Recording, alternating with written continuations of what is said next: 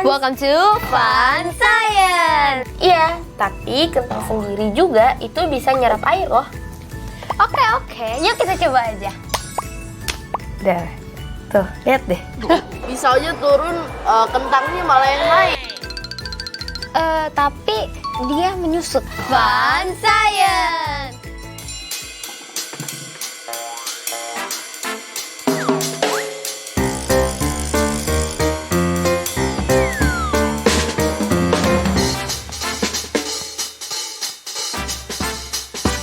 Hai friends, Welcome to Fun Science. bersama aku Brenda Dan aku Alejandra. di acara kesayangan kita yang pastinya membahas ilmu pengetahuan yang super fun. Bener banget nih.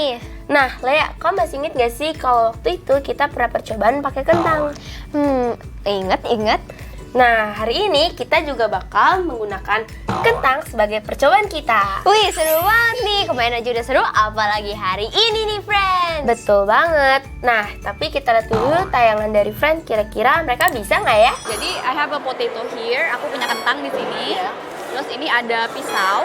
Nah, aku coba tusukin pisaunya ke sini ya. Oke. Kira-kira kalau misalnya aku paluin pisaunya ini, kentangnya itu akan bergerak turun atau naik? Turun. Iya. Oke. Kalau gitu, boleh kamu coba pukul palunya. 1, 2, 3. Lagi. Pelan-pelan.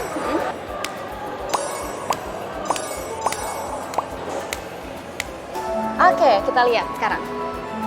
Kentangnya malah makin naik. Malah makin naik ya. Jadi bergeraknya ternyata turun atau malah naik atas nih ke pisaunya? Pisaunya turun, kentangnya malah yang naik. Kentangnya malah naik ya. Ternyata Iya. bukan turun ya. Nah, menurut kamu kenapa tuh? Kok kentangnya malah kalau dipukul bukannya semakin turun? Mungkin karena pisaunya itu yang bergerak, bukan kentangnya.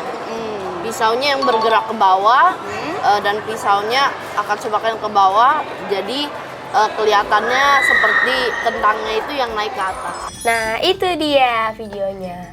Wih, aku jadi keinget pas itu yang kita tusuk-tusukin kentang pakai sedotan. Bener banget, waktu itu kan kita pakai sedotan buat nusuk kentangnya, tapi sekarang kita pakai pisau untuk nusuk kentangnya.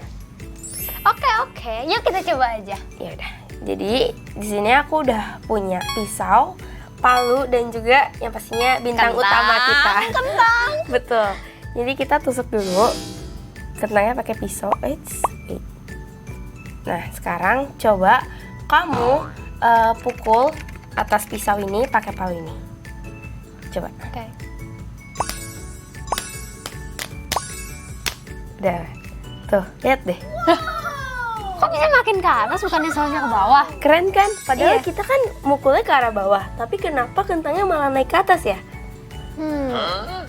Yuk kita tanya Profesor dulu dong. Oke, boleh. Prof, jelasin dong. Halo friends, begini penjelasannya. Kentang yang ditusuk dengan pisau dan dipukul dengan palu akan bergerak naik. Peristiwa tersebut adalah contoh dari hukum Newton pertama. Benda dapat bergerak sebagai akibat adanya pengaruh gaya di sekitarnya. Jika terdapat gaya, benda akan bergerak. Sebaliknya, jika gaya yang diberikan hilang, benda akan berhenti. Peristiwa kelembaman atau inersia ini merupakan ketahanan benda fisik untuk menolak adanya perubahan gerak. Suatu objek memiliki kecenderungan untuk terus melakukan apapun yang dilakukannya. Ketika suatu benda diam, benda tersebut akan menolak segala sesuatu yang mencoba mengubah posisinya. Itulah mengapa kentang seperti bergerak naik daripada turun. Oh, ternyata gitu ya, Prof. Thanks ya, Prof. Thank you banget nih Prof, sekarang kita jadi ngerti deh. Aku jadi keinget deh tentang hukum-hukum Newton, apalagi sekarang ini kita lagi akan bahas hukum Newton pertama deh. Betul banget, kayak waktu itu kita udah bahas. Nah, gimana kalau sekarang kita lanjut ke percobaan kedua? Oke, boleh tuh. Yuk! Friends, kentang merupakan tumbuhan yang tergolong dalam umbi-umbian, yakni umbi batang. Kentang termasuk dalam tanaman suku Solanaceae yang dapat tumbuh di daerah pegunungan dengan ketinggian antara 1000 hingga 2000 meter di atas permukaan laut. Bentuk kentang cenderung bulat tetapi tidak rata. Selain kentang yang berwarna kuning, ada beberapa jenis kentang lain seperti kentang ungu, kentang merah, dan kentang kecil. Kentang dikenal sebagai makanan pokok di beberapa negara.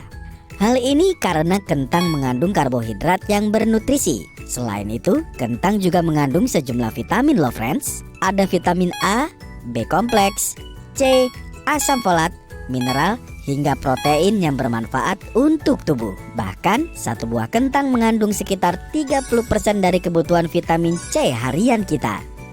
Ini sangat baik untuk menjaga sistem kekebalan tubuh. Nah, Lea, aku pengen tanya deh. Kamu tahu gak sih kandungan air dalam kentang itu kira-kira berapa persen? Kentang itu cukup basah ya, mungkin di atas 50%? Bener banget, jadi kisaran kandungan air dalam kentang itu adalah 70-80%. Wah, banyak banget ya. Ternyata bener banget sangat basah. Iya, tapi kentang sendiri juga itu bisa nyerap air loh. Oh ya? Keren juga nih kentang. Nah, daripada kamu penasaran, mending kita lihat video berikut ini yuk. Yuk!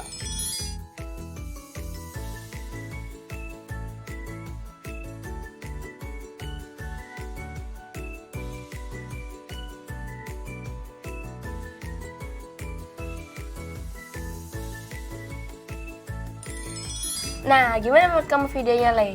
Bener banget nih kata kamu, walaupun dia punya kadar air yang tinggi, tapi dia juga masih bisa nyerap air juga. Bener banget, selain itu kentang yang udah menyerap air itu juga memiliki massa yang lebih berat dan juga teksturnya lebih kaku loh. Wih, penasaran nih. Gimana kalau kita buktiin aja? Oke. Sebelum itu kita tanya Friends dulu yuk untuk satu pertanyaan. Yuk! Jadi di depan kamu, ini adalah toples, isinya adalah air garam dan juga kentang di dalamnya. Nah, menurut kamu kentang itu akan berubah jadi gimana sih kalau udah direndam sama air garam? Kentangnya akan menjadi lebih tahan lama dan tidak cepat busuk. Kayak teksturnya lebih soft, terus kayak bisa jadi lebih squishy soalnya di dalam air. Oh, mungkin teksturnya akan lembab, akan jadi lebih lembut. Boleh coba dilihat, dipegang mungkin, silakan. Boleh ambil. Terus coba dilihat teksturnya. Jadi ini tuh akan jadi lebih kayak fleksibel. Dia jadi menyusut, jadi semakin kecil. Nah, jadi karena kentang itu sifatnya tuh dapat menyerap air. Nah, sekarang aku ada pertanyaan nih. Kentang itu dapat menyerap air kan? Iya. Nah, itu namanya peristiwa apa sih? A. Osmosis. B. Kapilaritas. A. Osmosis. Capillarity. B. Kapilaritas. Alasannya? Nggak tahu. Nggak tahu. Enggak ada. Nggak tahu ya. Oke, nggak apa-apa. Jawabannya A harusnya. Oke, nggak apa-apa. Oh, jadi itu namanya osmosis. Bilang dong, aku ngerti osmosis itu apa. Bener banget, jadi yang tadi itu adalah osmosis. Aku penasaran. Kita coba yuk. Boleh. Nah, jadi di sini aku udah punya kentang yang udah aku potong sama nih ukurannya. Terus juga aku udah punya air biasa sama air garam. Nah, masing-masing kentang ini bakal aku celupin nih ke masing-masing airnya. Nih ya. Tuh.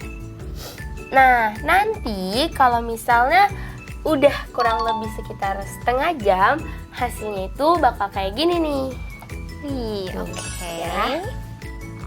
Nah, kayak gini. Coba kamu bedain deh. Ini yang garam ya? Iya, Oke. ini yang air biasa. Ada penggaris. Coba.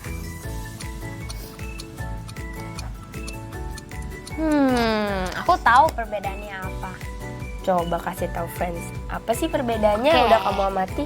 Jadi, perbedaannya adalah kentang dari air biasa, teksturnya tuh lebih keras dan juga dia akan memanjang.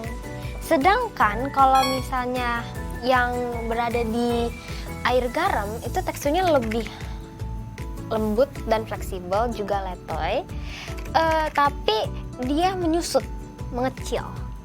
Nah, bener banget. Tapi sebenarnya aku masih penasaran nih, kok bisa sih kayak gini? Gimana kalau kita tanya sama ahlinya? Prof, jelasin dong. Percobaan yang kalian lakukan adalah contoh dari peristiwa osmosis. Osmosis berarti gerakan molekul pelarut melewati lapisan tertentu ke larutan yang lebih pekat. Sebelum dimasukkan ke air biasa dan air garam, massa dan panjang kentang berjumlah sama. Namun setelah direndam dalam larutan, ada perubahan yang terjadi pada kentang. Pada air biasa, kentang menjadi lebih keras, tetapi panjangnya bertambah. Sementara perendaman pada air garam selama beberapa jam akan membuat kentang menjadi agak lembek. Meski begitu, ukurannya menjadi lebih kecil karena menyusut. Hal ini karena kentang mengalami perpindahan air dari sel-sel kentang ke larutan. Semakin tinggi larutan yang digunakan, kentang akan semakin lembek. Wah, ternyata kayak gitu. Thanks ya, Prof. Thank you banget nih, Prof. Nah, friends, habis ini kita masih ada percobaan pakai kentang nih. Pasti nggak kalah menariknya nih. Yuk, betul dong.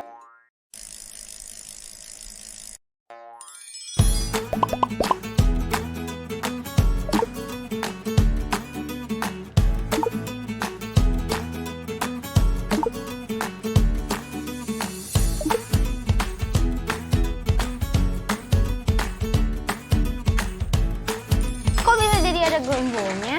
Iya, jadi kentang yang diberi cairan hidrogen peroksida itu bisa mengeluarkan gelembung-gelembung putih kayak gini nih.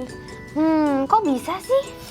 Nah, jadi oksigen itu bakal bergelembung karena ada protein khusus yang dikandung sama kentangnya. Dan itu dinamakan enzim katalase. Oh, berarti enzimnya bisa memecah air dan oksigen dong. Betul banget. Makanya friends, jangan lupa saksikan terus Fun Science bersama aku Brenda. dan aku Leandra. See you next time. Bye.